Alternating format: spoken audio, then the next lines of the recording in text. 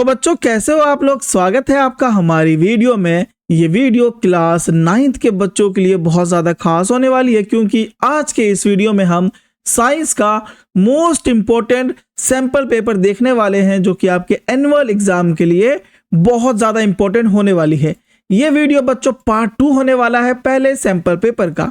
इसके बाद में बच्चों आपको सैंपल पेपर नंबर 2, 3, 4, 5, 6, 7 और 8 करवाने वाला हूँ। वीडियोस हमारी लाइव भी होने वाली है बच्चों। तो अभी तक आपने हमारे चैनल को सब्सक्राइब नहीं किया तो सब्सक्राइब कर दो, वीडियो को लाइक नहीं किया तो वीडियो को लाइक कर दो, अपने दोस्तों को शेयर नहीं किया तो वीडियो को अभी के अभी अपने दोस्तों को भी शेयर कर दो। और हाँ बच्चों, पहला वीडियो यानी पार्ट 1 की वीडियो अगर अभी तक आपने नहीं देखी है तो पार्ट 1 की वीडियो जाके जरूर देखना। ज़्यादा टाइम वेस्ट नहीं करेंगे बच्चों, कुछ चीज़ें जान लेते हैं। जैसे कि आपको 3 घंटे का समय मिलेगा और टोटल आपके 80 मार्क्स होंगे। 39 क्वेश्चन होंगे जो कि 3 खंडों में बटे होंगे। पहला होगा जीव विज्ञान यानी आपका बायोलॉजी, दूसरा होगा रसायन विज्ञान यानी केमिस्ट्री, तीसरा होगा भौतिक विज्ञान यानी फिजिक्स। इसी प्रकार से कुछ क्वेश्चंस में आंतरिक विकल्प दिए गए हैं, यानी और पार्ट आपको दे रखे हैं। तो चलो ज्यादा टाइम वेस्ट नहीं करेंगे, शुरू करते हैं अपनी पार्ट 2 की वीडियो को। बच्चों खंड ग जो कि हमारा सेक्शन सी है, इसका पहले मैं आपको बताऊंगा हिंदी में, उसके बाद इंग्लिश में। पूरा सेक्शन सी पहले मैं आपको हिंदी में बता दूंगा, फिर उसके बाद मैं इंग्लिश में पूरा ही सेक्शन सी आपको बताऊंगा। इससे पता है क्या होगा कि भाई हिंदी वाले बच्चों को ऐसा होता है ना कि सर पहले मैं हिंदी में बता रहा हूँ फिर इंग्लिश में बता रहा हूँ, तो दोनों ये चीज़ ना होच पोच हो जाती है, बच्चों को समझ नहीं आता। तो भाई मैं एक बार में हिंदी समझा दूंगा और एक बार में इंग्लिश समझा दूंगा। और भाई दोनों ही मीडियम के बच्चे जरूर देखना, क्योंकि 2 बार समझाने से क्या होता है आपको ना समझ में आने लगेगा। ठीक है भाई, अब देखते हैं। विस्थापन के लिए निम्नलिखित का कौन सा कथन सही है कि वह शून्य हो सकता है, इसका परमाणु वस्तु द्वारा तय की गई दूरी से अधिक होता है, या फिर ये शून्य नहीं हो सकता। तो भाई इसमें क्या बच्चों, विस्थापन में ये शून्य हो सकता है। मान लो आप एक पार्क में हो, ठीक है, आपने यहाँ से मान लो एक पार्क में हो, आपका पार्क रेक्टेंगल है, आपने अगर यहाँ से दूरी स्टार्ट की, आप पार्क के यहाँ चले यहाँ चले यहाँ चले और फिर यहीं पे आ गए, तो यानी साइंस की लैंग्वेज में कहा जाएगा जो आपकी विस्थापन की दूरी है वो 0 है, क्योंकि भाई आप जहाँ से चले थे वहीं वापस आ गए। तो यानी आपने थोड़ा सा भी बढ़ाया नहीं कदम, लेकिन अगर आप रियलिटी में देखो तो आपने कदम बढ़ाया है, विस्थापन के अकॉर्डिंग आपने नहीं बढ़ाया कदम, इसलिए ये 0 ही हो जाता है। तो कह सकते हैं हम कि विस्थापन के लिए ये सही है। हाँ, यदि एक वस्तु ने कोई दूरी तय की हो और वह अपनी प्रारंभिक स्थिति में वापस आ जाती है, तो उसका विस्थापन शून्य हो सकता है। कैसा बताया कि एक वस्तु ने एक दूरी तय की और भाई वो अपना प्रारंभिक जहां से उसने दूरी तय की थी, जैसा मैंने आपको पार्क के एग्जाम्पल से बताया कि मैंने एक ऐसा पार्क बना रखा है, अगर मैंने दूरी यहाँ से शुरू की और भाई मैं घूम फिर के फिर से यहीं आ जाता हूँ, तो भाई वो प्रारंभिक स्थिति पे ही मैं वापस आ गया, तो वहां पे विस्थापन हमारा 0 हो सकता है।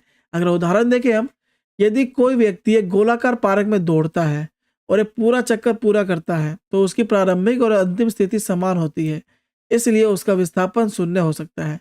अब भाई एक गोलाकार है, इसको बोला कि भाई तुम रेस करो, यहाँ से रेस शुरू होता है यहीं पे खत्म होगा, तो भाई उसने ऐसे गोला लगा के पूरा यहाँ पे आ गया, तो भाई जहाँ से उसने स्टार्ट किया था वहां से और जो उसकी अंतिम स्थिति थी जहाँ पे उसको जाना था वो भी वहीं पे है, तो यहाँ पे जो इसका विस्थापन हो जाएगा वो 0 हो जाता है। अगला क्वेश्चन देखो बच्चों, लंबवत ऊपर फेंकी गई एक गेंद, भाई लंबवत मतलब हमने सीधी फेंकी है ऊपर गेंद एक, ठीक है, फेंकने वाले के पास वापस आ जाती है। अब क्या भाई, मैं हमने ऊपर फेंका तो भाई वो 6 सेकंड के बाद वो बॉल हमारे पास ना वापस आ गई। ज्ञात क्या करना है हमें, अब 6 हमने ऊपर बॉल फेंका और भाई वो 6 सेकंड के बाद हमारे पास वापस आ गई। अब हमें ज्ञात करना है वह वेग जिसके साथ इसे ऊपर फेंका गया, और भाई वो उसकी जो वेग, उसका वेलोसिटी, इंग्लिश में बोले तो वेलोसिटी क्या था जिसमें हमें ऊपर फेंका, हमारी कितनी ताकत लगी और क्या स्पीड था फेंकने का, एक तरीके से आप नॉर्मल लैंग्वेज में ये समझ लो।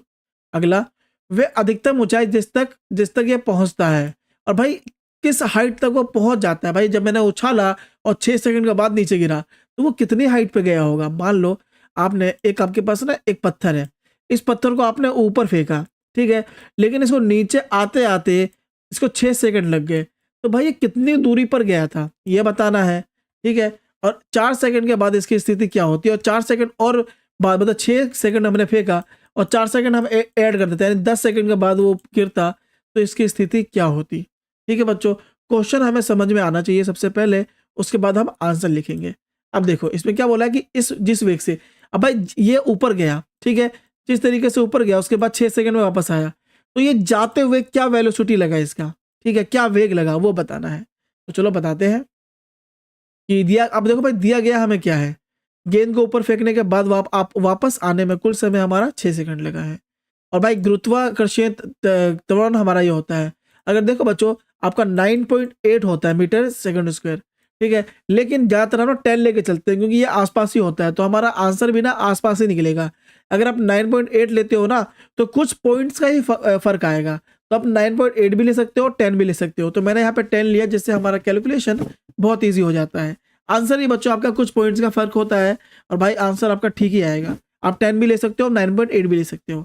अब देखते हैं हम पहला क्वेश्चन। तो भाई मैंने आपको ना एक एक चीज समझाई है कि किस तरीके से लिया, आपको मैंने सीधा आंसर नहीं दिखाया। इंग्लिश में, इंग्लिश वाले बच्चे भी ध्यान देखना क्योंकि इंग्लिश वाले मैंने ये सब चीजें नहीं लिखी है, मैंने सीधा ही आंसर निकाला है। देखो जब गेंद को ऊपर फेंका जाता है तो वह अधिकतम ऊंचाई तक पहुंचने में आधा समय लेती है और वापस आने में आधा समय लेती है, ठीक है, अतः अधिकतम ऊंचाई तक पहुंचने में लगा समय t/t2 यानी 3 सेकंड लगा, ठीक है। अब देखो ये चीज बच्चों अच्छे से समझना, जो चीज समझा रहा हूं मैं। भाई ये एक व्यक्ति है, ठीक है, इस व्यक्ति ने क्या किया, एक पत्थर को ना ऊपर उछाला, तो भाई ऊपर उछालने में 3 सेकंड लगा, ठीक है, और फिर नीचे आने में भी 3 सेकंड लगा, यानी ऊपर फेंकने में हमें 3 सेकंड लगा और नीचे आने में 3 सेकंड लगा है, तो टोटल टाइम हमें 6 सेकंड लगा है, ठीक है। अब भाई आगे देखो, आगे क्या है कि तो अधिकतम ऊंचाई पर गेंद का वेग 0 होता है। भाई अधिकतम ऊंचाई पर जो वेग होता है हमारा, जो v होता है बच्चों, वो 0 हो जाता है। गति के समीकरण से हमें निकालना है तो निकालेंगे। हमारा फॉर्मूला क्या है बच्चों कि v इक्वल में u माइनस जी टी, जहाँ v हमारा वेग है, u हमारा बच्चों निकालना है और g हमारा गुरुत्वाकर्षण बल है और t हमारा टाइम है। वहीं पे अधिकतम ऊंचाई पे जो v हमारा है 0 हो जाता है। u इक्वल में 0 माइनस ये हमारा v क्या है बच्चों, 0 है, यहाँ से मैंने v लिख दिया है, इक्वल में हमें u निकालना है माइनस 10 × 3, ठीक है। u हमारा क्या आ जाएगा बच्चों, 30 ms आ जाएगा मीटर स्क्वायर, ठीक है। तो यहाँ पे हमारा ये आ जाएगा, तो प्रारंभिक वेग हमारा u हो जाएगा, u हमारा प्रारंभिक वेग होता है, v हमारा लास्ट का वेग होता है, ठीक है। तो 30 मीटर सेकंड हमारा आ जाएगा आंसर, ठीक है। प्रारंभिक वेग कि कितने ऊंचाई पे गया था, 30 मीटर सेकंड की ऊंचाई पर वो गया था, ठीक है। मतलब वेग हमारा क्या है, तो वेग हमारा ये हो जाएगा। वे अधिकतम ऊंचाई जिस तक ये पहुंचता है, भाई अधिकतम ऊंचाई क्या हो जाएगी, गति के समीकरण से देखे तो भाई इसका फॉर्मूला होता है h, ठीक है। h इक्वल में यू टी, यू हमारा प्रारंभिक वेग होता है बच्चों, टी हमारा टाइम, माइनस में 1/2 GT स्क्वायर। तो भाई h हमारा निकालना है, हमारा u हमारा 30 आ गया था बच्चों और t हमारा 3 सेकंड था जो कि मैंने वहां बताया, 1/2 g हमारा 10 है, इंटू में टाइम हमारा 3 सेकंड है। तो बच्चों h हमारा यहाँ से 90 हो जाएगा और इसको जब मल्टीप्लाई करेंगे, यहाँ से इसको काटेंगे तो ये 5 आएगा, ठीक है। ये 3 का स्क्वायर यानी 9 हो जाएगा, 5 × 45 यानी 5 × 9 यानी 45, ठीक है बच्चों। यहाँ पे h इक्वल में 45 आ जाएगा, तो अधिकतम ऊंचाई ये 45 मीटर तक ऊपर गई थी। अगर आप यही अगर 9.8 से निकालते हैं ना बच्चों, तो ये थोड़ा सा ना 40.2 के लगभग आंसर आता, लेकिन आसपास ही आंसर आता है। अगला कि भाई वो 4 सेकंड बाद गिरता, कि 4 सेकंड बाद इसकी स्थिति क्या होती, तो लिखते हैं हम 4 सेकंड के बाद अधिकतम ऊंचाई 3 सेकंड में तक पहुंच चुकी होगी और इससे और नीचे गिरना शुरू कर देगी। 4 सेकंड में गेंद नीचे गिरने में लगा समय 4 - 3 यानी 1 सेकंड। गिरने के लिए गति के समीकरण से, तो भाई हमने h ले रखा था तो h1 ले लेंगे इसको, 1/2 GT स्क्वायर, यहाँ पे हमारा ये आंसर लिख देंगे तो हमारा क्या आएगा बच्चों, h1 5 मीटर, ठीक है। अतः 4 सेकंड के बाद गेंद की स्थिति, अधिकतम ऊंचाई माइनस नीचे गिरी दूरी, तो लिखेंगे 45। 4 सेकंड के बाद हमारी गेंद की स्थिति क्या थी बच्चों, 45 और 5 और अधिकतम ऊंचाई, मतलब हमें क्या निकालना, 4 सेकंड के बाद स्थिति निकालना है, तो अधिकतम ऊंचाई हमारी 45 थी, नीचे गिरी हुई दूरी हमारी 5 है, तो हम 40 मीटर आ जाएगा। तो 4 सेकंड के बाद गेंद की स्थिति हमारी 40 मीटर आ जाएगी। मुझे मालूम है काफ़ी बच्चों को ना समझ में नहीं आया होगा क्योंकि जो न्यूमेरिकल्स होते हैं ना थोड़े हार्ड होते हैं, लेकिन आपको ये फॉर्मूले याद रखने हैं बच्चों, इस फॉर्मूले से ना आप क्वेश्चन को कर सकते हो, ठीक है।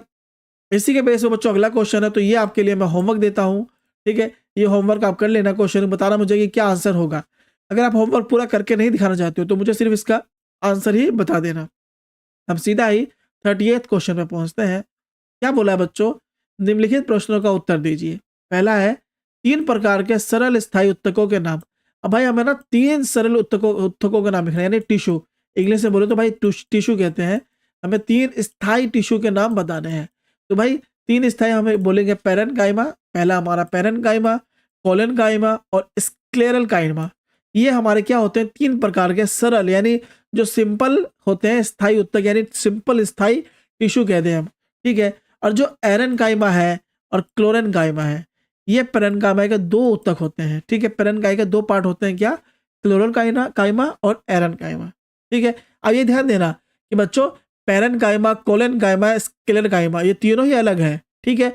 और पैरेन्काइमा, ठीक है, इसके 2 पार्ट होते हैं, क्या, एक एरेनकाइमा और एक क्लोरेनकाइमा। लिखना हो तो बच्चों आप लिख देना, नहीं लिखना ना तो आप यही लिख देना यहाँ तक आंसर कि पैरेन्काइमा, क्लोरेनकाइमा, स्क्लेरकाइमा ये हमारे 3 प्रकार के स्थायी उत्तक होते हैं। इसके ज़्यादा लिखना नहीं है। और बच्चों काफ़ी बच्चे आप पूछते हो कि सर यही क्वेश्चन आएंगे क्या, तो बच्चों ये क्वेश्चन नहीं आता है, ये सैम्पल पेपर आपको मैं करवाता हूँ, क्योंकि जो 10 साल से आपके एग्जाम में पेपर आते हैं ना, उसमें काफ़ी क्वेश्चन ना रिपीट भी होते हैं। तो मैं उन रिपीट क्वेश्चन को आपको यहाँ बताता हूँ कि आपके एग्जाम में आने के चांसेस बहुत होते हैं। 100% गारंटी बच्चों कभी भी नहीं होता कि यही क्वेश्चन आपके एग्जाम में आएंगे, लेकिन इतना है कि भाई काफ़ी क्वेश्चन जो मैं 4 सैम्पल पेपर आपको कराता, उसमें से 60+ जो मार्क्स के क्वेश्चन होते हैं बच्चों, वो आ जाते हैं इसमें, ठीक है। अगला देखो, फ्लोएम के कौन कौन से घटक है। अब भाई जो फ्लोएम होता है जो पौधों में पाया जाता है, ठीक है, उसके कौन कौन से पार्ट्स होते हैं, घटक होते हैं उसके, तो लिखना है पौधे का भोजन परिवहन उत्तक को फ्लोएम कहा जाता है। अब भाई जो खाना यहाँ से वहाँ ट्रांसपोर्ट करता है, किसमें, पौधों में, ठीक है। एक पौधा है मान लो, एक मैं ना पेड़ बना देता हूँ, ठीक है, पौधा मेरे को बनाना नहीं आता, एक पेड़ है, ठीक है। इसके अंदर ना एक टिश्यू होता है जिसका नाम होता है फ्लोएम, ठीक है, ये रहा फ्लोएम। इसके अंदर अब क्या भाई रूट से ना इनको ना खाना चाहिए होता है, स्टेम में, पत्तों में, तो ये काम करता है हमारा फ्लोएम।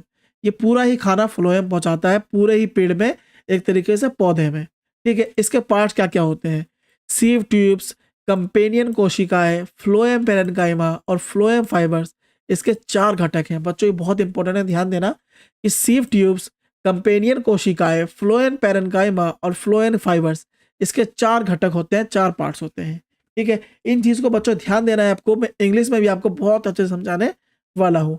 वहीं बच्चों हम देखें एरियोलर उत्तक, यानी एरियोलर टिश्यू है हमारा, उसका क्या काम होता है। तो भाई सबसे पहले जान लो, ये एरियोलर ना एनिमल्स में ज़्यादातर पाया जाता है, ठीक है, एनिमल्स में पाया जाता है, जानवरों में पाया जाता है, ठीक है। अब देखते हैं कि इसका क्या लिखा है मैंने।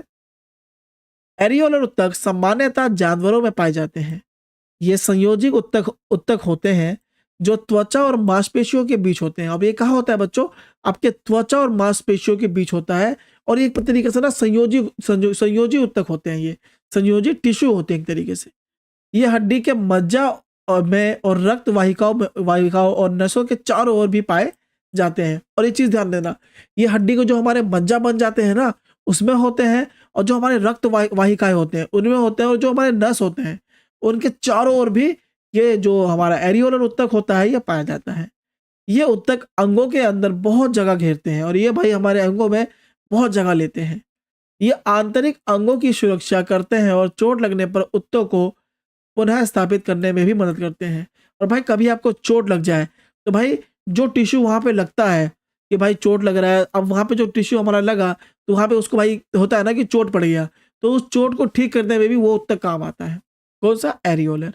चलो बेटा 31वां क्वेश्चन देखते हैं कि पशुओं की नस्ल सुधारने के लिए सामान्यतः किस विधि का प्रयोग किया जाता है और क्यों। अब भाई देखो पशु जो होते हैं, मान लो एक यहाँ पे डॉग है, ठीक है। अब भाई ये क्या हुआ कि इसकी जो नस्ल है ना खत्म होने वाली है, तो भाई हमें इस नस्ल को सुधारने के लिए क्या करना पड़ता है।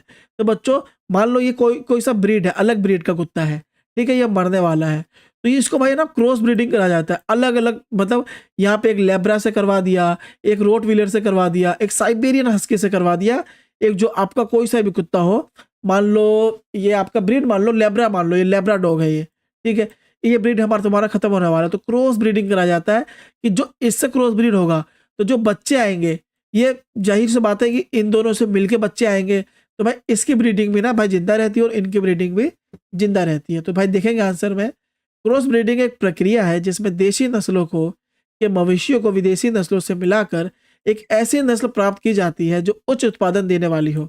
अब क्या होता है बच्चों, एक तरीके से मैंने डॉग का एग्जाम्पल दिया, अब समझते हैं अपन किसी बकरी से समझते हैं या फिर एक एक गाय से चलो बकरी समझते हैं। एक मान लो एक बकरी है आपके पास जो नॉर्मल बकरी है, ठीक है। अब भाई इसका क्रॉस ब्रीडिंग किया एक ऐसे से जो भाई बहुत अच्छा दूध देती है और भाई बहुत भारी भरकम भी होती है, उसको उससे लिया, उससे क्रॉस ब्रीड कराया, ऐसी अलग ऐसी अलग। तो भाई जो इनसे पाया जाएगा ना, तो भाई उसमें ये वाली खूबी भी होगी और ये वाली खूबी भी होगी। तो भाई जो उसका उत्पादन, जो अगला बच्चा पैदा होगा इनसे, उसका उत्पादन एक नंबर का होता है। इसलिए क्रॉस ब्रीडिंग भी कराई जाती है। क्रॉस ब्रीडिंग के दौरान इच्छित गुणों को ध्यान में रखा जाता है। संतान को उच्च उत्पादन देने वाला, जल्दी परिपक्व होने वाला और जलवायु परिस्थितियों के प्रति प्रतिरोधी होना भी चाहिए। अगला, डेयरी और कुक्कुट पालन। बच्चों कुक्कुट पालन मतलब पोल्ट्री फार्म होता है जहाँ पे एक तरीके से मान लो छोटे छोटे जानवरों को पाला जाता है, जैसे मुर्गियां ज्यादातर पाली जाती है पोल्ट्री फार्म में। तो डेयरी और पोल्ट्री फार्म या कुक्कुट पालन में कौन सी प्रबंधन पद्धतियां सामान्य तौर पर उपयोग की जाती है? तो भाई यहाँ पे कौन कौन सी पद्धतियां सामान्य तौर पर, मतलब जो आम आम तरीके से ना प्रयोग की ही जाती है, हर जगह ना ये होगी ही, जरूर सामान्य है ये। तो भाई सबसे पहले हमारा आश्रय, आहार, पशु स्वास्थ्य की देखभाल।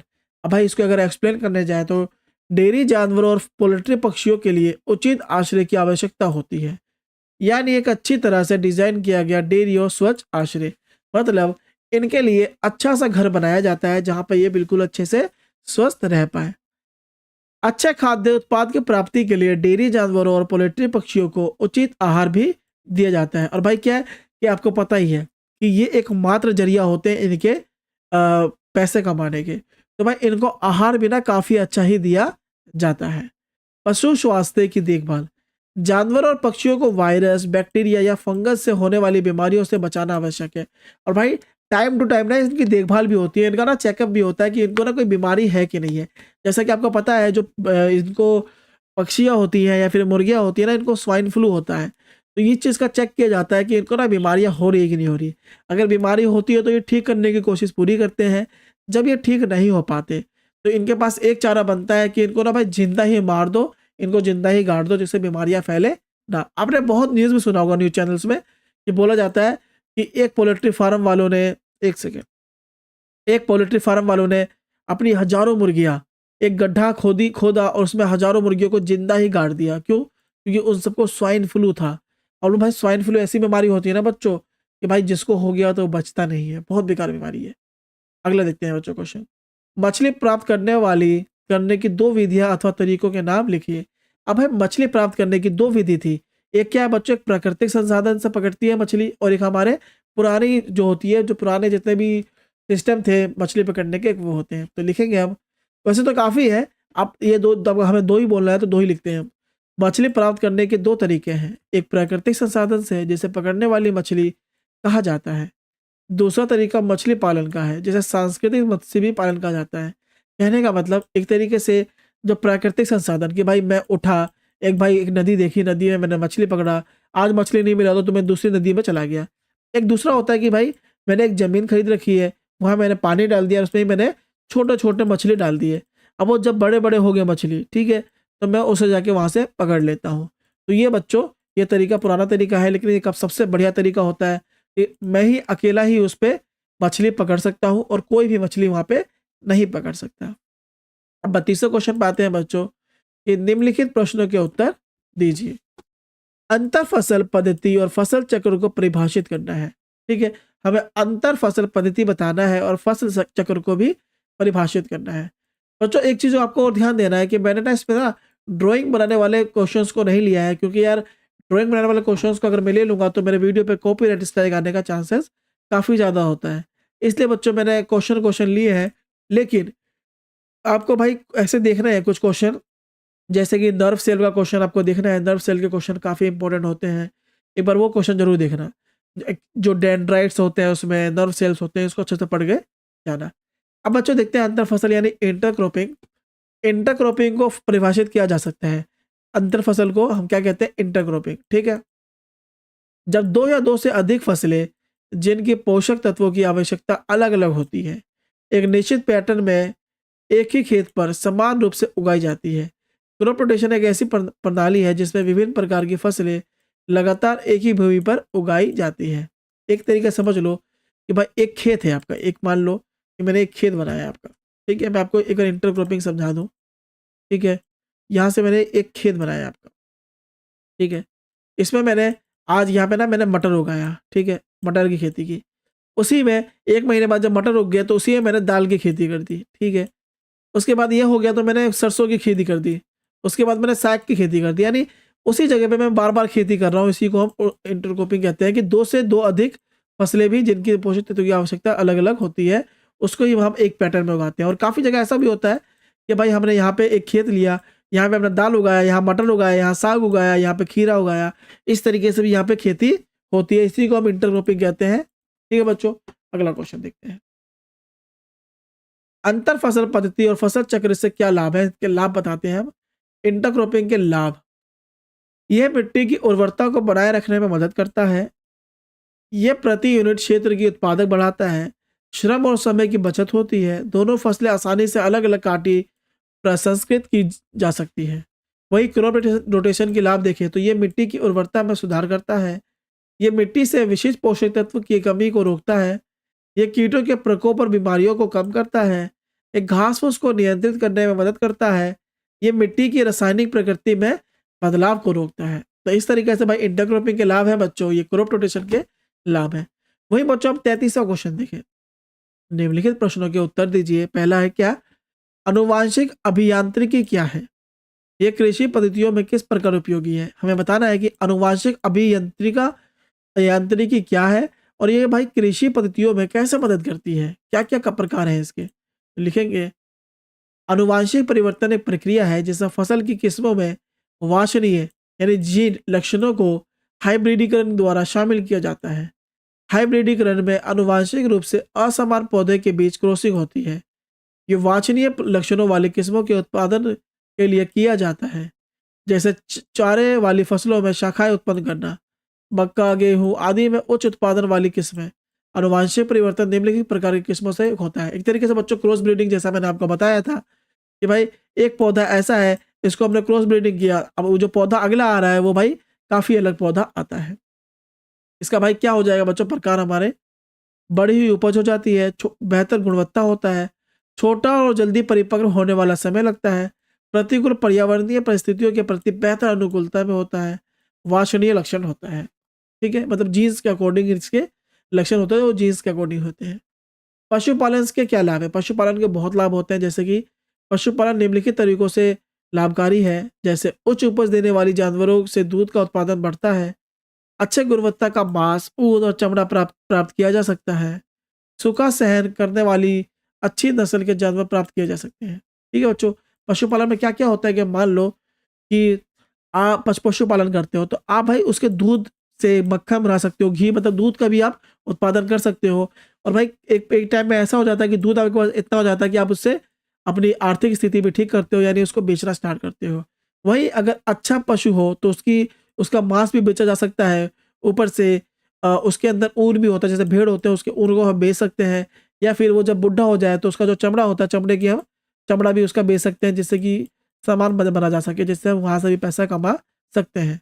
वहीं पे अगर भाई ठंड में क्या होता है, भाई हमारे जो ऊन होते हैं वो काम आते हैं। और सूखा सहन करने वाली, अब भाई जो सूखा सहन करने वाली कुछ अच्छी-अच्छी नस्ल भी होती है, उनको भी हम प्राप्त कर सकते हैं। बच्चों यहाँ से हमारा सेक्शन सी जो कि मैंने हिंदी में था वो बता दिया है। अब यही सेक्शन सी आपको मैं इंग्लिश में बताता हूँ। बड़े ध्यान से इंग्लिश मीडियम वाले बच्चे सुनना, ये बहुत इंपॉर्टेंट होने वाली है। क्वेश्चन है बच्चों, which of the following is true for displacement? Justify your answer with example. अब भाई डिस्प्लेसमेंट यानी विस्थापन वाला बोल रखा है कि भाई इनमें से डिस्प्लेसमेंट यानी विस्थापन के लिए कौन सा ठीक है? तो भाई ये क्या है, जीरो हो सकता है कि भाई एक गोलाकार बंदे में एक बंदा यहाँ से भाई दौड़ना स्टार्ट करता है, प्रारंभिक जहाँ से उसने स्टार्ट किया है प्रारंभ, वही उसका अगर एंड होगा तो यहाँ पे हमारा डिस्प्लेसमेंट जीरो हो सकता है। ठीक है, तो लिखेंगे फर्स्ट वाला इज ट्रू फॉर डिस्प्लेसमेंट कि हाँ वो जीरो हो सकता है। Yes, an object which has move through a distance can have a zero displacement if it comes back to his initial position. जब उसके वो इनिशियल पोजीशन पे आ जाएगा तो क्या हो जाएगा बच्चों, वो हमारा जीरो हो सकता है। एग्जाम्पल में, if a person जॉग्स in a circular park which is circular and completes one round, his initial and final position is same as his displacement is zero। अब क्या हुआ बच्चों, जब एक पर्सन ने एक सर्कुलर पार्क में अपना रनिंग स्टार्ट की और जो उसकी इनिशियल स्पीड थी, यहाँ से उसने स्टार्ट किया। भाई इनिशियल स्पीड जो थी उसकी, जहाँ से उसने स्टार्ट किया था, यानी इनिशियल पोजीशन जो थी, वही उसकी अगर फाइनल पोजीशन होगी तो डिस्प्लेसमेंट हमारा 0 हो सकता है। ठीक है, इस चीज़ को हमें ध्यान देना है।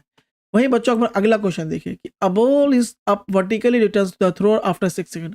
एक बॉल को जब ऊपर फेंका, मतलब जिस समय उसने ऊपर फेंका उस समय से भाई बॉल को नीचे आने में 6 सेकंड लगा, यानी 3 सेकंड जाने में और 3 सेकंड आने में। तो the velocity with which it was thrown up the maximum height is reaches and its position after 4 second. और अगर वो 4 सेकंड बाद गिरता तब वो क्या होता? ठीक है, और मैक्सिमम हाइट गया तो मतलब मैक्सिमम हाइट उसकी क्या होगी और वेलोसिटी क्या थी? तो बच्चों मैंने ये हिंदी में आपको समझा दिया था। भाई टाइम हमारा 3 सेकंड आ जाएगा बच्चों। क्यों भाई? वो टाइम हमारा 6/2 हो जाता है, क्योंकि उसको आधा टाइम ऊपर जाने में लगा होगा और आधा टाइम मतलब जैसे कि मान लो एक बंदे ने यहाँ से फेंका, ठीक है? यहाँ से एक पत्थर फेंका, तो भाई पत्थर फेंकने में 3 सेकंड लगा होगा और 3 सेकंड आने में लगा होगा। ज़ाहिर-सी बात है, इसलिए हमने 3 सेकंड यहाँ पे ले लिया। तो फाइनल वेलोसिटी हम निकालेंगे, तो फाइनल वेलोसिटी हमारा 0 हो जाएगा, ठीक है? क्योंकि वो मैक्सिमम हाइट पे गया, तो इसलिए हमारा 0 हो जाएगा। क्योंकि जितना हो सके भाई पत्थर का उतना ही ऊपर तो हो गया, इसलिए हमारा जो फाइनल वेलोसिटी है वो 0 ही होगा, ठीक है? अब इस तरीके से जब हम कैलकुलेशन करेंगे तो हमारा 30 मीटर पर सेकंड आ जाएगा। तो भाई उसकी वेलोसिटी क्या थी? 30 मीटर पर सेकंड की वेलोसिटी थी। तो लिखेंगे the velocity with which stone was thrown is 30 metre second, ठीक है? मीटर पर सेकंड। फॉर्मूला देख लेना बच्चों, v इक्वल में u माइनस जी टी है और हमें u निकालना था, यानी इनिशियल वेलोसिटी हमें निकालना था, जो फर्स्ट वेलोसिटी जब हमें फेंका गया था वो निकालना था। तो ये फॉर्मूला था u minus G T. T हमारा क्या हो जाएगा बच्चों? 3 सेकंड, ठीक है? टी डी इसलिए लिखा बच्चों मैंने कि भाई आपको अगर समझ रहा है तो मैंने टी डी लिख दिया था, ठीक है? वहीं बच्चों हम देखें बी का, from the second equation of motion, ठीक है? यहाँ पे क्या मैक्सिमम हाइट, भाई सेकंड इक्वेशन ऑफ मोशन हम लगाते हैं तो बच्चों ये फॉर्मूला होता है कि एस इक्वल में U T minus G T square. इस तरीके से बच्चों 45 मीटर हमारा आ जाएगा। वहीं बच्चों यहाँ पे देखें कि 3 सेकंड मतलब मैक्सिमम हाइट पहुंचने में 3 सेकंड लगता है, तो भाई 1 सेकंड में कितना लगेगा? तो हमने 1 सेकंड का निकाला 5, तो उस तरीके से बच्चों 40 मीटर पर सेकंड हो जाएगा, ठीक है? ये मैं समझा नहीं रहा आपको, क्योंकि ये मैंने हिंदी में काफ़ी अच्छे तरीके से आपको समझा दिया था, ठीक है? न्यूमेरिकल्स थोड़ा समझ में नहीं आते हैं वीडियोज़ में, क्योंकि इनकी ना एक प्रॉपर 1-2 घंटे की वीडियो बनती है, जहाँ से 2 से 3 क्वेश्चन मैं समझाऊँगा आपको और आपको पूरा ही इसका कॉन्सेप्ट समझ में आ जाएगा। क्योंकि बच्चों मैं अगर ये फ़ॉर्मूला आपको समझाने लगूँ कि ये फ़ॉर्मूला कैसे आया, ये फ़ॉर्मूला कैसे आया और ये फ़ॉर्मूला कैसे आया, तो भाई ये खुद ही टेक करता है भाई बहुत ज़्यादा टाइम, ठीक है? और 29वां क्वेश्चन का बच्चों आंसर आप बताना कि क्या हो सकता है, ये आपका होमवर्क है। एज़ इट इज़ बच्चों इसकी तरह ही क्वेश्चन ये है। अगला देखते हैं बच्चों कि answer the following questions, name the 3 type of simple permanent tissue. अब भाई हमें 3 टाइप के टिश्यू के बताने हैं जो कि सिंपल है और परमानेंट टिश्यूज़ हैं। तो भाई पहला क्या होगा बच्चों? पहला है पैरेन्काइमा, ठीक है? दूसरा है कोलेनकाइमा और तीसरा है स्क्लेरेन्काइमा, ठीक है? ये हमारे सिंपल परमानेंट टिश्यू होते हैं, ठीक है? यहाँ तक हम आंसर लिखें कंप्लीट हो जाएगा। लेकिन अगर हम थोड़ा और बोलना चाहें, तो जो ये पैरेन्काइमा होता है ना, इसके 2 पार्ट होते हैं, एक एरेन्काइमा, एक क्लोरेन्काइमा, ठीक है? ये क्या है बच्चों? इसके 2 पार्ट हैं। पैरेन्काइमा के 2 पार्ट हैं, ठीक है? क्या है? एक एरेन्काइमा, एक क्लोरेन्काइमा। ये आपके क्या पता पूछ ले, एमसीक्यू टाइप पे क्वेश्चन में पूछ ले, तो इसको आप याद रखना, ठीक है? अब अगला क्वेश्चन देखते हैं कि what are the constituent of phloem, कि भाई फ्लोएम के क्या कॉन्स्टिट्यूएंट्स होते हैं? तो सबसे पहले एक बार ना आप समझो कि फ्लोएम होता क्या है। मान लो एक पौधा है, मैं ट्री बना के दिखाता हूँ, एक पौधा है यहाँ पे, ठीक है? भाई ये क्या करता है ना कि भाई आपको पता है एक-एक पत्ते को ना भाई फूड चाहिए, ठीक है? ग्रोथ करने के लिए। तो भाई ये कौन काम करता है? तो ये काम करता है फ्लोएम। ये भाई इनको ना फूड देता है। ये भाई ट्रांसपोर्ट करता है यहाँ से वहाँ फूड्स को, ठीक है? कि भाई इसका ग्रोथ, एक पौधे का ग्रोथ बहुत अच्छे तरीके से हो पाए। तो हमारे फ्लोएम का काम बच्चों यही होता है। तो हमारे कंपोनेंट्स का नाम पूछे हैं, तो इसके कंपोनेंट्स हो जाएगा क्या? Sieve tubes, companion cells, phloem parenchyma and phloem fibres are the 4 components of हमारा फ्लोएम, ठीक है? उसके बाद देखिए इसका थोड़ा-सा डेफिनेशन भी आप लिख देना कि the food conducting tissue of plants is terms as phloem. कि जो फूड कंडक्ट करता है टिश्यू, उसको हम कहते हैं फ्लोएम, ठीक है बच्चों? इस चीज़ को आप ध्यान देना।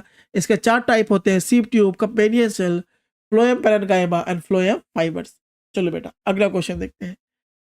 What are the function of areolar tissues. अब भाई एरियोलर टिश्यूज ये हमारे एनिमल्स में पाए जाते हैं, ठीक है, इसका पढ़ते हैं हम एक बार कि areolar tissues are commonly seen in animals. भाई ये कॉमनली ना एनिमल्स में देखे जाते हैं जो एरियोलर टिश्यू होते हैं। They are connective tissues that exist between the skin and the muscle. और भाई ये कनेक्टिव टिश्यूज होते हैं जो हमारे क्या बच्चों स्किन और मसल्स के बीच पाए जाते हैं। They can also be found in the bone marrow and around blood arteries and nerves. भाई ये ना हमारे हमारा हड्डी होता है, हड्डी में बोन मैरो होता है, उस बोन मैरो में भी क्या पाया जाता है एरियोलर टिश्यूज। और हमारे कहा ब्लड आर्टरीज में और नर्व्स में भी यानी नसों में भी पाए जाते हैं। This tissues take up a lot of room inside the organs. और ये बहुत जगह बहुत स्पेस लेता है हमारे ऑर्गन्स में। They protect the internal organs and aid in tissue restoration in event of harm. अब भाई जब भी हमें हार्म होता है तो जो टिश्यूज वहाँ काम करती है, ठीक है, तो भाई वो भी थक जाती है वो टिश्यूज। भाई इस हमें जैसे हमें हार्म हुआ, मेरा यहाँ से हाथ कट गया, तो वहाँ जो टिश्यू मेरी मदद करती है उन टिश्यू को कौन ठीक करता है, हमारा एरियोलर टिश्यू, ठीक है। एक तरीके से ये जानवरों में ज़्यादा पाया जाता है पर ह्यूमंस में भी पाया जाता है। अगला देखते हैं 31 क्वेश्चन क्या है। Answer the following question. Which method is commonly used for improving cattle breeds and why. कि भाई कौन कौन से मेथड्स कॉमनली यूज होते हैं जिससे क्या हो भाई कैटल ब्रीड्स को ना इम्प्रूव करा जा सके, और क्यों होते हैं वो यूज। तो लिखेंगे क्रॉस ब्रीडिंग होता है, इसलिए वो क्रॉस ब्रीडिंग ऐसा प्रोसेस होता है जिससे कैटल ब्रीड्स को इम्प्रूव किया जाता है। लिखेंगे cross breeding is a process in which indigenous varieties of cattle are crossed by exotic breeds to get a breed which is high yielding.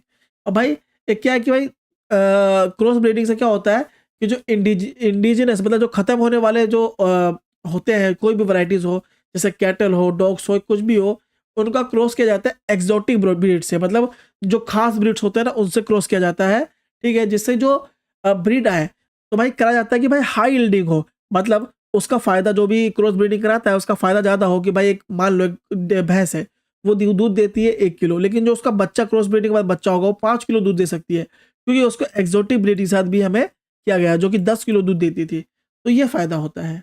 अगला, during cross breeding the desired characters are taken into consideration, the offspring should be high yielding.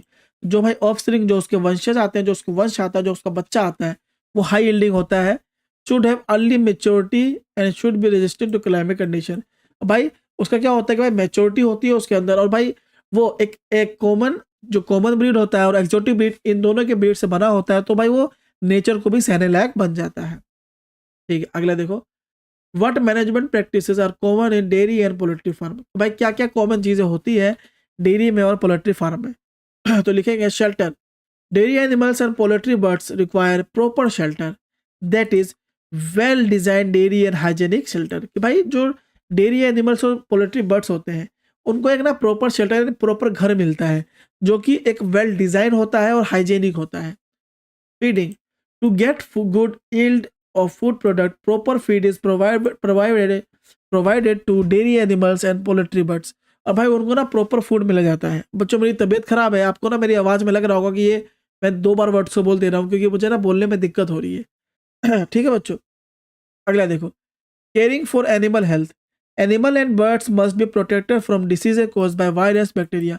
और भाई इनका ना time to time ना checking भी होती है कि यार वो ठीक है कि नहीं। और भाई जो बीमारियां होती हैं इनसे, जो बर्ड से मैंने आपको बताया था ऊपर कैसे कैसे बीमारियां, जैसे कि स्वाइन फ्लू होता है, तो इन बर्ड से बीमारियां होती है, तो भाई वो ना चेक करते रहते हैं टाइम टू टाइम और उनके हेल्थ पे ध्यान दिया जाता है, क्योंकि एकमात्र ना इनका सहारा होता है डेयरी, जो डेयरी फार्म करते हैं या पोल्ट्री फार्मिंग करते हैं, इनका एकमात्र सहारा यही जानवर ही होते हैं। इसलिए बच्चों इनका ना टाइम टू टाइम चेकअप भी किया जाता है। अगला क्या है, नेम द 2 मेथड्स और वेज ऑफ ऑब्टेनिंग फिश। कि फिश को हम कैसे ऑब्टेन कर सकते हैं, हमें इसके बताने हैं मेथड्स। देखेंगे they are 2 ways of obtaining fish.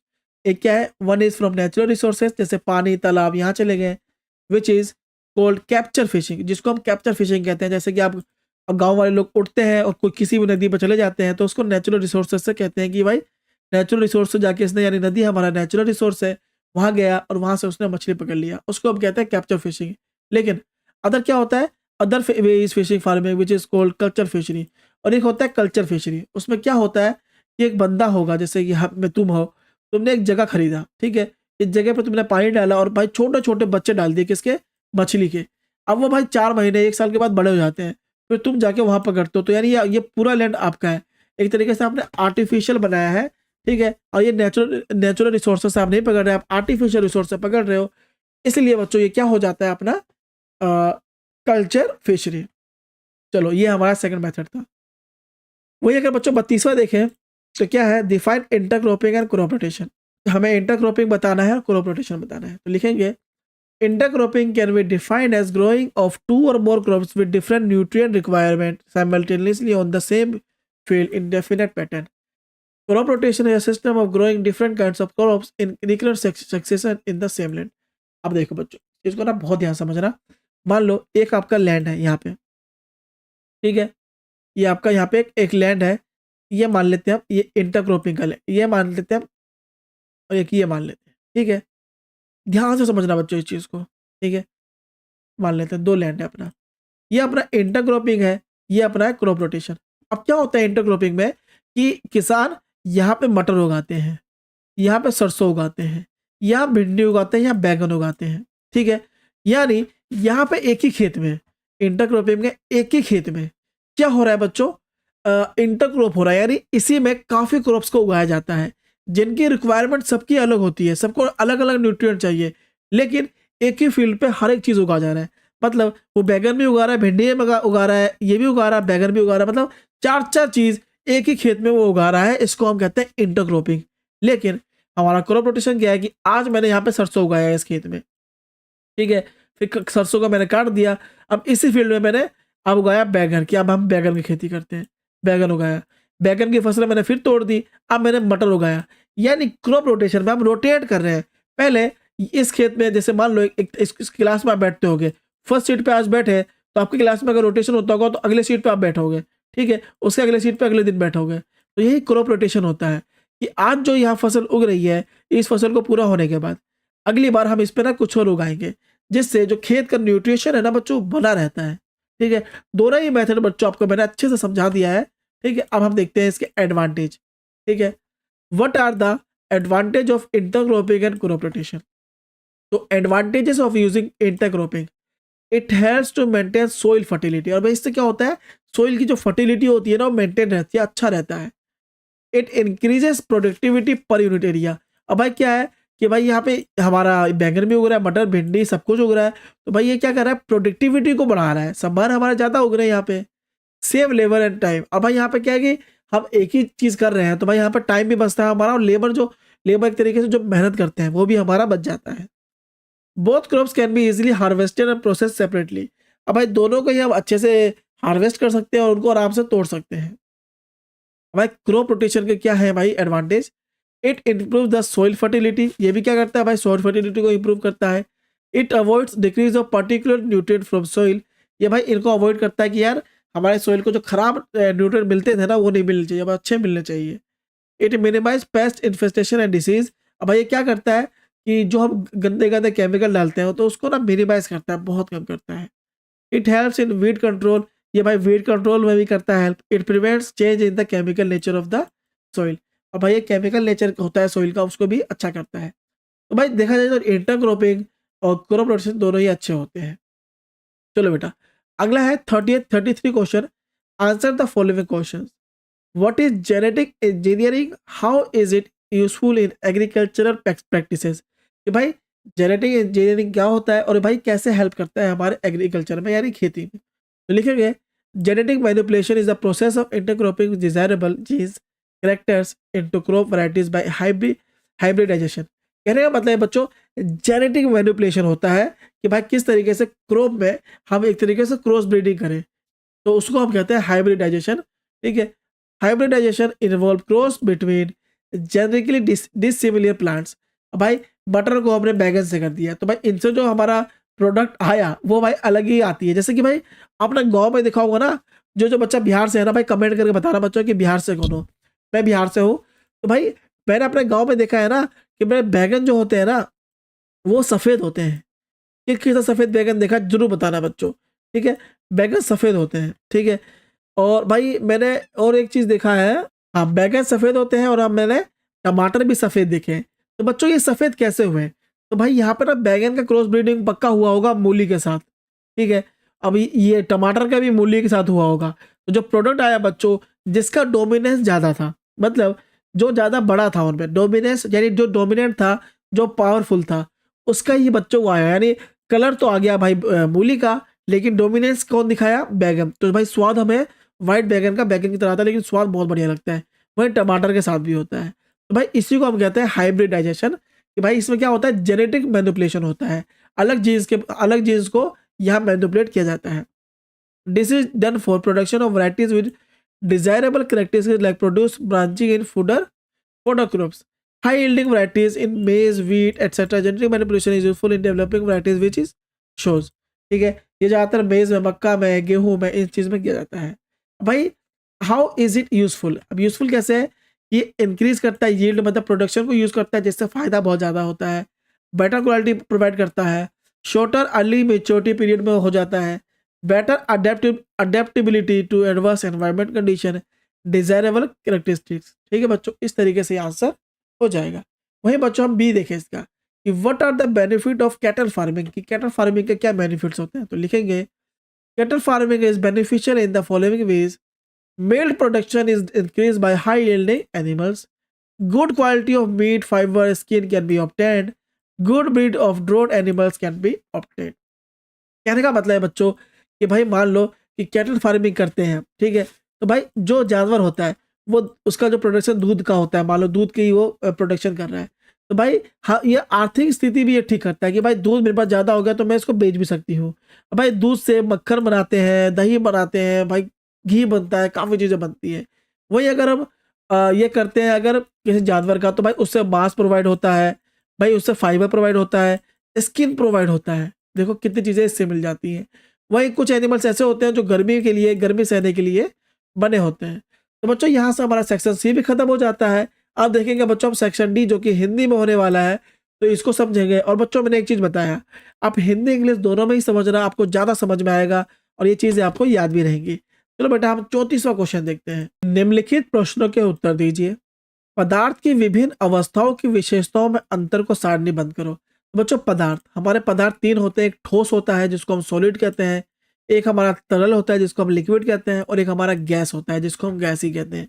तो मैं ठोस, तरल, गैस यानी सॉलिड, लिक्विड, गैस, इन अवस्थाओं में जो ये अवस्थाएं होते हैं, इनकी विशेषताओं को हमें सारणीबद्ध करना है, ठीक है। और अगला, निम्नलिखित में से किन्हीं चार पर टिप्पणी करें: कठोरता, संपीड़ता, तरलता, गैस कंटेनर भरना, आकार, गतिज ऊर्जा और घनत्व।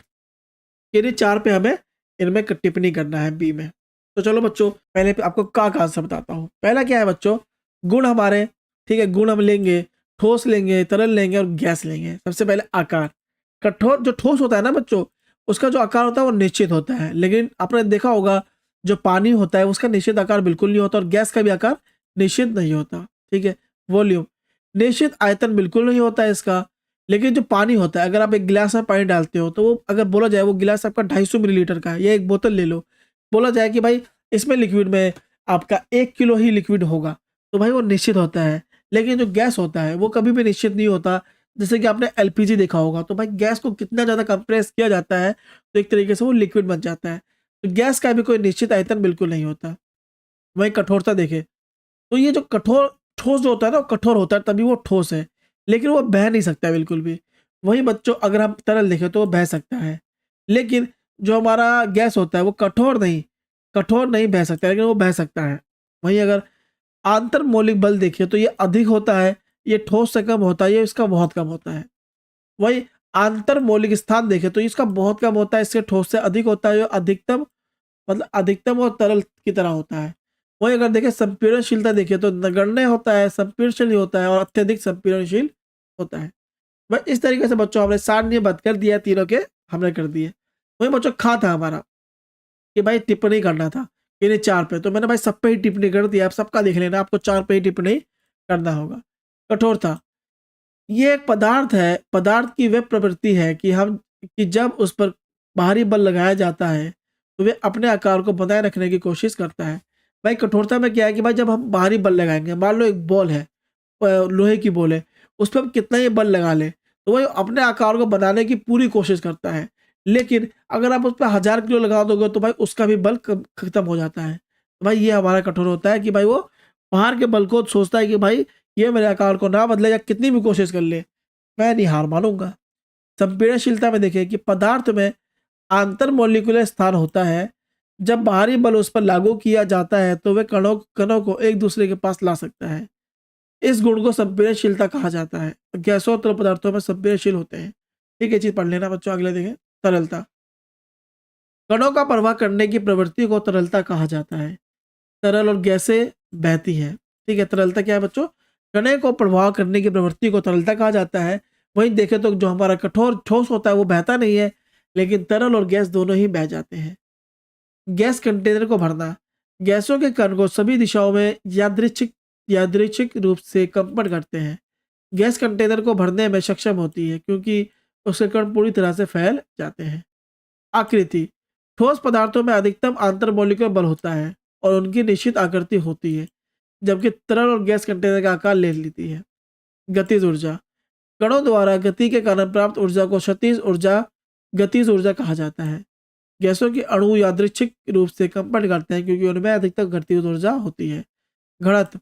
यह परिभाषित किया जाता है मास प्रति इकाई आयतन के रूप में। ठोस पदार्थों का घनत्व सबसे अधिक होता है। भाई इस तरीके से बच्चों ये हो जाएगा। अगर ये आपको आकृति समझ में रहा है तो मैं आपको बताता हूँ कि एक मान लो एक बॉल है, वो गोल है तो बच्चों वो गोल ही रहता है। लेकिन एक पानी है, उसको हमने एक कंटेनर में डाला, तो कंटेनर में डालेंगे तो वो भाई कंटेनर का रूप ले लेगी। वहीं अगर एक बॉक्स में डालेंगे तो वो बॉक्स का रूप ले लेगी। गैस भी बच्चों सेम होता है, वो फैल जाता है, कंटेनर से बाहर नहीं निकलेगा। लेकिन हमारा बॉल को अगर हम कंटेनर में डालें तो भाई वो गोल ही रहेगा, वो और कोई आकार में नहीं होगा। तो बच्चों ये मतलब था इसका। वहीं बच्चों 35वें क्वेश्चन पे आते हैं। वो क्या कहता है? निम्नलिखित के उचित कारण दीजिए। एक गैस पूरी तरह से उस बर्तन को भर देती है जिसमें इसे रखा जाता है।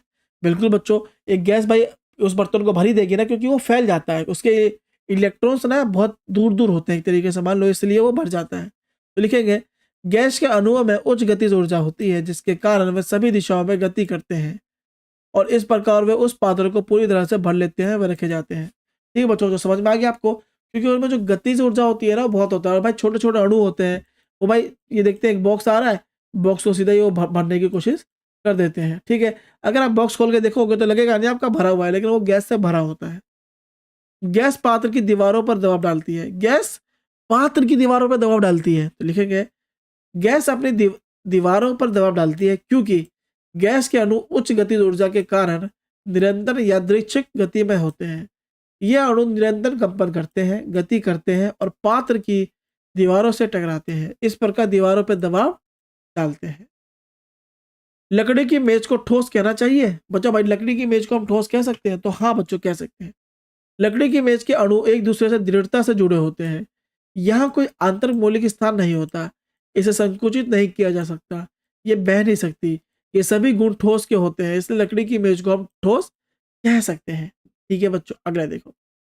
हवा में हम अपना हाथ आसानी से चला सकते हैं, लेकिन लकड़ी के गट्ठे पर ऐसा करने के लिए हमें एक कराटे विशेषज्ञ की आवश्यकता होती है। भाई हवा में हम अपना हाथ आसानी से चला सकते हैं, भाई गैस को हम ना कैसे भी मार सकते हैं, लेकिन एक ठोस पदार्थ पर अगर हम हाथ चलाएं तो भाई एक हमें ना कराटे वाला बंदा चाहिए, चाइना का बंदा चाहिए, चिंग चोंग चोंग। तो भाई चिंग चोंग चोंग की देखते हैं भाई क्यों चाहिए हमें, क्यों आवश्यकता होती है, जरा देखें। हम हवा में अपना हाथ आसानी से चला सकते हैं, लेकिन लकड़ी के ठोस टुकड़े पे ऐसा करने के लिए हमें कराटे विशेषज्ञ की आवश्यकता होती है। ऐसा इसलिए कि है क्योंकि हवा के अणुओं के बीच आकर्षण बल कम होता है और बहुत कम बाहरी बल से उन्हें अलग किया जा सकता है। ठीक है बच्चों, उसमें क्या होता है? आकर्षण बल बहुत कम होता है और इसके माध्यम से गुजर सकते हैं। लेकिन ठोसों में अणुओं के बीच अधिकतम आकर्षण बल होता है, लेकिन उनमें क्या होता है बच्चों? बहुत ज्यादा आकर्षण बल होता है। अणु इस बल के कारण कसकर बंधे होते हैं, इसलिए ठोस के माध्यम से गुजरने के लिए बहुत अधिक भारी बल की आवश्यकता होती है। ठोसों की तुलना में द्रव्य का घनत्व सामान्यतः कम होता है। भाई ठोस की तुलना में जो द्रव्य यानी आपका लिक्विड होता है उसका घनत्व बहुत कम होता है, वो सी बात है। लेकिन आपने देखा होगा कि बर्फ पानी पर तैरती है। बताइए, अब हमें बताना है बच्चों कि वह बर्फ पानी पर क्यों तैरती है। फिर तो लिखेंगे बर्फ एक ठोस है, लेकिन इसका घनत्व पानी से कम होता है क्योंकि इसका संरचना ऐसा है बर्फ में अणु एक कैद जैसी संरचना बनाते हैं जिसमें बहुत सारे खाली स्थान होते हैं। यही कारण है कि बर्फ पानी में तैरता है। ठीक है बच्चों, समझ में आ गया आपको? क्योंकि वो अंदर जाकर जो अणुओं से ना एक कैज, जो केज होता है ना, केज की तरह संरचना बनाती है। अब आते हैं बच्चों हमारा 38th क्वेश्चन, सेक्शन डी का हमारा लास्ट क्वेश्चन क्या है? निम्नलिखित प्रश्नों के हमें उत्तर देने हैं। निम्नलिखित में से प्रत्येक को एक समांगी या असमांगी मिश्रण के रूप में वर्गीकृत करें। सोना, पानी, लकड़ी, हवा, मिट्टी, सिरका, फिल्टर। तो भाई समान मिश्रण यानी समांगी मिश्रण कौन है? हमारा सोडा है। पहला हमारा क्या है बच्चों? सोडा है, पानी है, फिर हमारा सिरका है, छाना हुआ चाय, चाय ये रहा फिल्टर चाय, और विषम मिश्रण हमारा जो कि हमारा क्या है? असमांगी मिश्रण क्या है? लकड़ी और मिट्टी। तो भाई ये हो जाएगा हमारा। लेकिन यार यहाँ पे ना हवा नहीं आया, वायु आ रही है ना, वायु हमारा हवा भी आ गया। चलो बेटा, यहाँ से ये वाला क्वेश्चन भी कंप्लीट हो गया। आगे देखते हैं। आप कैसे पुष्टि करेंगे कि आपको दिया गया रंगहीन तरल शुद्ध पानी है? भाई यहाँ पे कैसे हम पुष्टि कैसे करेंगे कि जो हमें दिया गया है तरल जो भी हो, पानी हो, वो रंगहीन है, उसका रंग नहीं है? क्यों? तो भाई किसी रंगहीन द्रव का उबालने का बिंदु पता करके भाई हम क्या करेंगे? उसको उबालने का बिंदु यानी जब वो उबलती है तो भाई उबालने का बिंदु क्या है उसका? अगर वह द्रव वायुमंडलीय दबाव पर 1000 डिग्री पर उबलता है, अगर वो 100 डिग्री पे उबल रहा है वो पानी, तो वह शुद्ध पानी है, तो वो शुद्ध पानी होगा। किसी भी पानी को आप उबालते हो 100 डिग्री पे उबलता है तो वो शुद्ध पानी है। ये इसलिए क्योंकि शुद्ध पदार्थों का मेल्टिंग और बॉइलिंग पॉइंट निश्चित है। क्यों? क्योंकि भाई इनका जो मेल्टिंग और बॉइलिंग पॉइंट होता है वो निश्चित होता है कि इस समय ये बॉइल होगा या मेल्ट होगा। वही बच्चों अगला क्वेश्चन देखें। निम्नलिखित में से कौन सा सामग्री शुद्ध पदार्थ की श्रेणी में आते हैं? बर्फ, दूध, लौह, हाइड्रोक्लोरिक एसिड, कैल्शियम ऑक्साइड, पारा, लकड़ी, वायु। तो भाई शुद्ध पदार्थ बच्चों कौन कौन से हैं हमें ये बताना है। तो बच्चों शुद्ध पदार्थ में हमारा सबसे पहले बर्फ आएगा, फिर हमारा क्या लोहा आएगा, हमारा हाइड्रोक्लोरिक एसिड आएगा, कैल्शियम ऑक्साइड आएगा और हमारा पारा आएगा। ये हमारा क्या है बच्चों? शुद्ध है। वही हमारा दूध हमारा अशुद्ध है, लकड़ी हमारा अशुद्ध है और वायु हमारा अशुद्ध है।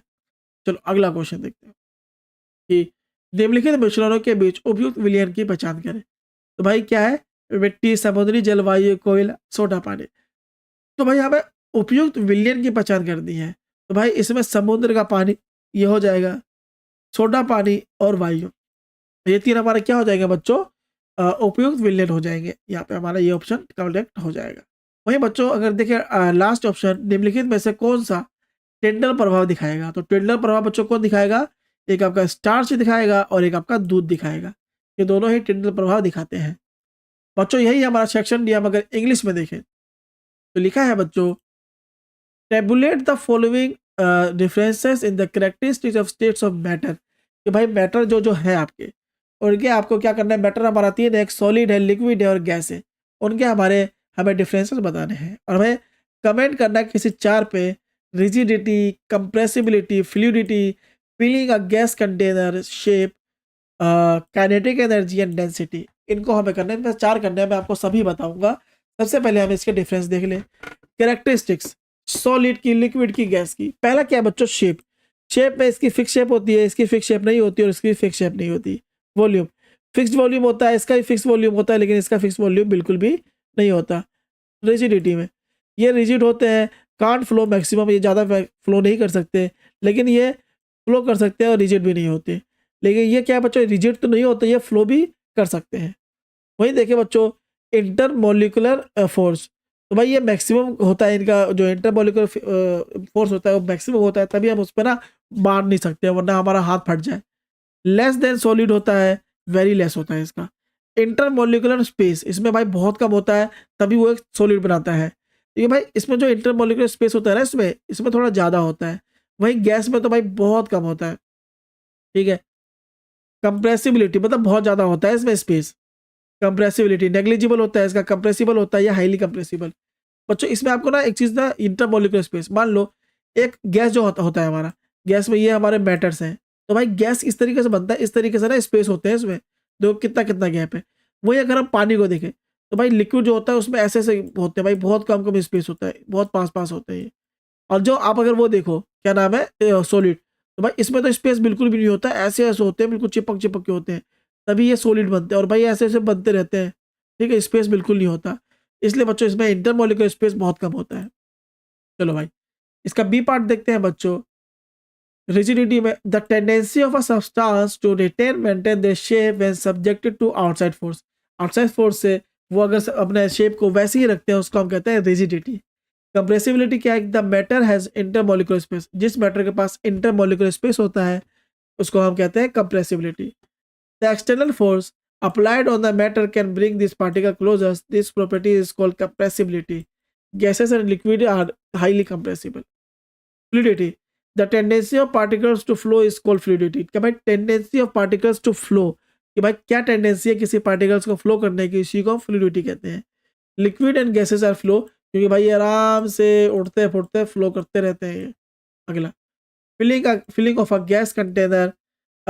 Gas container gases have particles which vibrate randomly in the all direction. The gas can fill the container. वही शेप में क्या आ जाएगा? सॉलिड है मैक्सिमम इंटरमोलिकुलर फोर्स। सॉलिड के पास क्या होता है भाई? इंटरमोलिकुलर फोर्स बहुत ज़्यादा होता है, इसलिए उनका जो शेप होता है वो डेफिनेट होता है, मतलब एक ही शेप में होते हैं। Whereas liquid and gases take the shape of container. लेकिन अगर लिक्विड और गैस देखें तो अगर कंटेनर में डालते हैं तो उसी का ही शेप ले लेते हैं। Kinetic energy.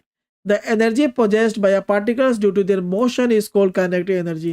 जो एनर्जी निकलता है उनके पार्टिकल्स से तो वो क्या होता है बच्चों? काइनेटिक एनर्जी होता है। Molecular of gases vibrate randomly as they have a maximum kinetic energy. Density it is defined as mass per unit volume. The solids have highest density. ठीक है बेटा, अब अगला क्वेश्चन देखते हैं जो कि हमारा है क्या बच्चों? 35वां question. A gas fills completely the vessel in which it is kept. कि भाई गैस होता है वो उस कंटेनर को बिल्कुल भर देता है जिस कंटेनर में रखा जाता है। तो लिखेंगे the molecules of gas have high kinetic energy due to which they keep moving in all direction and hence fill the vessel completely in which they are kept. भाई इनके अंदर जब वो आगे बढ़ते हैं तो भाई उनका ना जो काइनेटिक एनर्जी होता है वो बढ़ता जाता है। भाई एक वक्त ऐसा आता है ना कि जो उनका काइनेटिक एनर्जी होता है वो वेरी हाई हो जाता है, जिस कारण वो भाई हर डायरेक्शन में फैल जाते हैं और ये पूरे ही डायरेक्शन में फैल जाते हैं, इसलिए कंटेनर पूरा ही भर जाता है हमारा गैस से या कोई वैसे। अ gas exerts pressure on the wall of the container.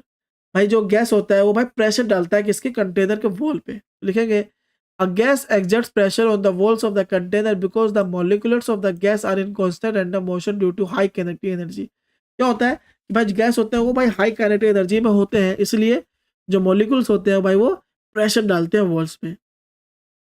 These molecules constantly vibrate, move and hit the walls of container, thereby exerting pressure on it.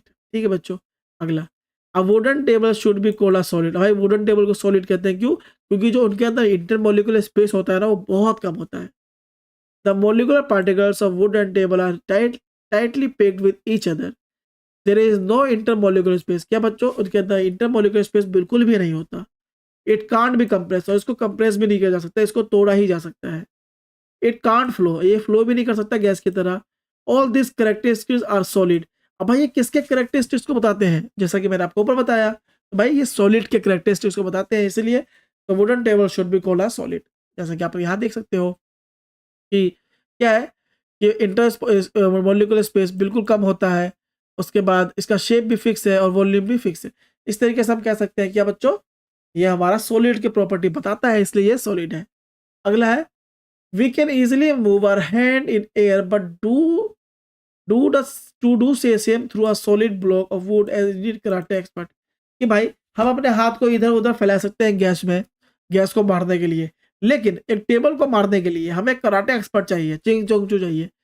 का मतलब बच्चों गैस में ना इंटरमोलिकुलर स्पेस बहुत ज़्यादा होता है, वहीं लेकिन अगर हमारे टेबल में ना इंटरमोलिकुलर स्पेस बहुत कम होता है, यानी वो बहुत चिपके हुए होते हैं, इसलिए भाई वो हम टेबल को नहीं मार सकते। तो लिखेंगे we can easily move our hand in air but to do the same through a solid block of wood we need a karate expert. It is because the molecules of air has less force of attraction between them and a very small external force can separate them and pass through it. क्योंकि भाई उसके अंदर जो external force होता है या force of attraction होता है किसमें? गैस में, वो बहुत कम होता है, और जब हम एक्सटर्नल फोर्स उस पर लगाते हैं ना तो वो एक दूसरे से अलग हो जाते हैं। बट सॉलिड के केस में ऐसा नहीं होता। The molecules have maximum force of attraction. उनके अंदर भाई जो फोर्स ऑफ अट्रैक्शन की अगर भाई फोर्स उस पर लगाए तो भाई वो अट्रैक्ट होने के चांसेस बहुत कम होते हैं। The particles are tightly bound due to this force. क्यों भाई? क्योंकि जो उसके पार्टिकल्स होते हैं वो बहुत टाइटली बाउंड होते हैं, यानी चिपके हुए होते हैं। Has large amount of external force is required to pass through a solid. इसलिए भाई हमें बहुत ज़्यादा फोर्स लगाना होता है। अगला है बच्चों last question. Liquid generally have lower density as compare to solids, but you must have observe that ice floats on water. Why? भाई लिक्विड जो होता है उनका ना भाई हमने देखा है कि भाई कम डेंसिटी होता है किससे? सॉलिड से। लेकिन जो भाई एक बर्फ का टुकड़ा होता है वो पानी पर तैरता क्यों है? हमें ये बताना है बच्चों। तो लिखेंगे ice is a solid but its density is lower than water due to its structure. और भाई जो आइस होता है वो सॉलिड होता है लेकिन उसकी डेंसिटी होती है वो कम होती है। क्यों? क्योंकि उसका स्ट्रक्चर ही वैसा होता है।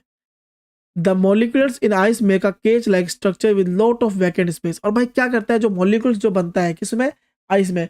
वो एक केज की तरह होता है जिससे उसके अंदर जो स्पेस होता है ना किसी भी बर्फ के अंदर वो बहुत ज़्यादा ना खाली रह जाता है। This make ice float on water. और ये क्या करता है? यही चीज़ होती है कि भाई उसके अंदर स्पेस बन गया है तो वो भाई उसका ना डेंसिटी कम हो जाती है, इसलिए वो पानी पे तैरता है। वहीं बच्चों का 36वां देखिए हम। Answer the following question. तो classify each of the following as homogeneous और हेट्रोजीनस मिक्सचर। भाई हमें होमोजीनस और हेट्रोजीनस मिक्सचर को करना है। तो भाई होमोजीनस में हमारा क्या क्या हो जाएगा बच्चों? Soda, water, vinegar, filter T, air. वही हेट्रोजीनस में हमारा फूड और वुड और सॉइल हो जाएगा। अगला, how would you how would you confirm that a colourless liquid given two is a pure water. अब भाई एक पानी आपको दिया गया तो उसको आप प्योर वाटर क्यों बोलोगे? तब बोलेंगे बच्चों जब वो 100 डिग्री सेल्सियस पे बॉईल हो जाएगा। तो लिखेंगे by finding the boiling point of a given colourless liquid. क्यों भाई? कैसे हम उसकी बॉइलिंग पॉइंट फाइंड करेंगे? और बॉइलिंग पॉइंट कैसे? If the liquid boils at 100 degree at atmospheric pressure. भाई जो एटमॉस्फेयर का जो प्रेशर लगे, जैसे हम उसको उबालें और वो 100 डिग्री पे उबल जाए तो हम कहेंगे क्या? वो एक प्योर वाटर है। This is because pure substances have fixed melting and boiling point. क्यों? क्योंकि जो प्योर चीज़ें होती हैं उनकी जो बॉइलिंग और मेल्टिंग पॉइंट होती है ना वो फिक्स होती है। अगला देखते हैं। Which of the following materials fall in a category of pure substance. भाई प्योर सब्सटेंस हमें बताना है किसमें? Milk, ice, iron, hydrochloric acid, calcium oxide, mercury, would, air. तो भाई इसमें प्योर प्योर हमारा हो जाएगा। एक तो आइस हो जाएगा प्योर, ठीक है, एक आइस हो जाएगा, आयरन हो जाएगा, hydrochloric acid, calcium oxide and mercury. हमारा मिल्क, एयर और वुड ये हमारे क्या भाई? ये हमारे प्योर सब्सटेंस बिल्कुल भी नहीं होते। चलो आगे देखते हैं। Identify the type of solution among the following mixture soil, sea, water, air, coal, soda water. तो सॉल्यूशन क्या क्या होंगे बच्चों? इसमें हमें सॉल्यूशन बताने हैं। तो भाई सॉल्यूशन हमारा एक सी वाटर होगा, एक हमारा सोडा होगा, सोडा वाटर होगा, एक हमारा एयर होगा। क्यों? क्योंकि भाई ये किसी के मिक्सचर से बनते हैं। वही अगर कोल देखें तो भाई ये तो सिर्फ पता है आपको जलने से ही बनता है। तो इस तरीके से हम बता देंगे कि सी वाटर, सोडा वाटर और एयर हमारा क्या है? एक सॉल्यूशन है। वही बच्चों अगर हम देखें लास्ट क्वेश्चन हमारा, which of the following will show Tyndall effect. भाई इनमें से कौन कौन से टिंडल इफेक्ट दिखाएंगे? तो salt solution, milk, copper sulphate, star solution. तो भाई टिंडल इफेक्ट हमारा क्या क्या दिखाएगा? एक मिल्क दिखाएगा और एक हमारा स्टार सॉल्यूशन। बच्चों हमारा लास्ट आता है खंड ई, जो हमारा लास्ट होगा बच्चों। इसमें आपके 3 क्वेश्चन होते हैं, 37, 38, 39। लेकिन मैं आपको बस एक ही क्वेश्चन बताऊंगा बच्चों, 37वां ही बताऊंगा, 38वां 39वां नहीं बताऊंगा क्योंकि मैं काफ़ी थक चुका हूँ बच्चों, ठीक है। तो पहला क्वेश्चन मैं आपको बता के ये वीडियो खत्म कर दूंगा। प्रोटॉन एक परमाणु के नाभिक में मौजूद होते हैं और उसकी परमाणु संख्या निर्धारित करते हैं। इसे जेट द्वारा निरूपित किया जाता है। भाई एक प्रोटॉन है, एक परमाणु के नाभिक में मौजूद होता है वो, ठीक है, नाभि में मौजूद होता है, मतलब सेंटर में होता है वो एक तरीके से। उसकी परमाणु संख्या निर्धारित करते हैं भाई। और किसी भी प्रोटॉन को हम किससे दिखाते हैं? जेट से दिखाते हैं। एक तरीके से परमाणु को, किसी भी एटम को अगर हमें दिखाना होता है ना बच्चों, तो हम उसको ना जेट से दिखाते हैं। इसको बात को ध्यान देना। एक तत्व सभी परमाणुओं की परमाणु संख्या जेट समान होती है, ठीक है। वास्तव में तत्वों को उनके पास मौजूद प्रोटॉन की संख्या से परिभाषित किया जाता है। एक परमाणु का द्रव्यमान व्यवहारिक रूप से अकेले प्रोटॉन और न्यूट्रॉन के योग के कारण होता है। अब भाई एक परमाणु का अगर हम द्रव्यमान निकालते हैं तो वो कैसे निकालते हैं? प्रोटॉन और न्यूट्रॉन के योग से, यानी उनको प्लस कर देते हैं। ये परमाणु के नाभिक में मौजूद होते हैं। ये क्या करते हैं भाई? ये हमारे जो प्रोटॉन होते हैं, परमाणु होते हैं, एटम होते हैं, उनके नाभिक में पाए जाते हैं। इसीलिए प्रोटॉन और न्यूट्रॉन को न्यूक्लियॉन भी कहा जाता है। और भाई प्रोटॉन और न्यूट्रॉन को न्यूक्लियॉन भी कहा जाता है। इसीलिए एक परमाणु का द्रव्यमान उसके नाभिक में रहता है, और भाई परमाणु का द्रव्यमान कहाँ होता है? उसके नाभिक में। इसे ए द्वारा भी दर्शाया जाता है। और भाई द्रव्यमान को, परमाणु का द्रव्यमान को हम ए का नाम से भी जानते हैं कि भाई अगर हमें निकालना हो कि परमाणु का द्रव्यमान निकालो तो हम उसको ए लिख देंगे और ये हमारा परमाणु का द्रव्यमान हो जाएगा क्या? Neutron plus proton. ये हमारा क्या हो जाएगा? एटॉमिक मास यानी परमाणु का द्रव्यमान। चलो बेटा इसके बेस पे हम क्वेश्चन देखते हैं कि परमाणु संख्या किसके द्वारा प्रदर्शित होता है? तो भाई यहाँ बताया जेड, यहाँ पे मैंने लिख रखा है बच्चों, तो क्या हो जाएगा? जेड। व्याख्या में देखें तो परमाणु संख्या जो किसी परमाणु में प्रोटॉन की संख्या को दर्शाती है तो जेड से दर्शाया जाता है। वहीं अगला क्वेश्चन देखिए बच्चों, परमाणु के नाभिक में उपस्थित प्रोटॉन और न्यूट्रॉन की कुल संख्या का योग क्या होता है? तो बच्चों क्या होता है? अभी बताया मैंने आपको, क्या? द्रव्यमान संख्या। यहाँ पे परमाणु का द्रव्यमान लिखा हुआ है ना, ये हो जाएगा क्या बच्चों? आपका नाभिक में प्रोटॉन और न्यूट्रॉन के कुल संख्या यानी दोनों को प्लस करने के बाद। तो द्रव्यमान यानी ए से दर्शाया जाता है द्रव्यमान को, किसी परमाणु के नाभिक में प्रोटॉन और न्यूट्रॉन की कुल संख्या का योग होती है। वहीं द्रव्यमान संख्या के द्वारा, अबे यार अभी तो बताया बच्चों मैंने आपको, ए से जाना जाता है तो ए हमारा सही ऑप्शन हो जाएगा। अगला देखिए बच्चों, सही कथन की पहचान कीजिए। प्रोटॉन एक परमाणु के नाभिक में मौजूद होता है, बिल्कुल सही है। कथन 2 में परमाणु संख्या एक परमाणु के प्रोटॉन की संख्या है, हाँ ये भी सही है। परमाणु क्रमांक को जेड से प्रदर्शित किया जाता है, ये भी ठीक है। परमाणु का द्रव्यमान अकेले प्रोटॉन और न्यूट्रॉन के कारण होता है, बिल्कुल सही है बच्चों। चारों ही पॉइंट आपका सही है, तो लिखेंगे उपरोक्त सभी पॉइंट आपके सही हैं। वहीं बच्चों अगर इंग्लिश वाले बच्चों को बताऊं, ध्यान से सुनना बच्चों, protons are present in the nucleus of an atom and determine its atomic number. कि भाई जो प्रोटॉन होता है वो एटम के न्यूक्लियस में पाया जाता है और जिससे हम एटॉमिक नंबर को फाइंड कर सकते हैं। It is denoted by Z. और भाई हम किसी भी एटम को जेड से डिनोट करते हैं। All atoms of an element have the same atomic number. और भाई जितने भी एटम होते हैं किसी भी एलिमेंट के, उसके एटॉमिक नंबर सेम होते हैं। इनफैक्ट मतलब वही जेड से हम उसको दिखाते हैं। In fact elements are defined by the number of protons they possess. अब भाई किसी भी एलिमेंट को हम कैसे जानते हैं? भाई उसके प्रोटॉन्स के कितने नंबर है उसके according. The mass of an atom is particular due to protons and neutron alone. अब भाई उनका मास, उनका जो वजन होता है वो क्या है बच्चों? इसके द्वारा होता है, प्रोटॉन और न्यूट्रॉन के द्वारा ही निर्धारित होता है। These are present in the nucleus of an atom. अरे भाई कहाँ पाया जाता है? किसी एटम के न्यूक्लियस में। Hence protons and neutrons are also called nucleons. भाई प्रोटॉन्स और न्यूट्रॉन्स को हम न्यूक्लियॉन्स भी कहते हैं। Therefore the mass of an atom reside its in its nucleus. इसलिए भाई जो उसका मास है, एटॉमिक मास कहाँ पाया जाता है बच्चों? न्यूक्लियस में। It is denoted by A. Atomic number is denoted by Z. ठीक है, हमारा सी ऑप्शन ठीक होगा। The sum of the total number of protons and neutrons present in the nucleus of atom is mass number. Mass number is denoted by A.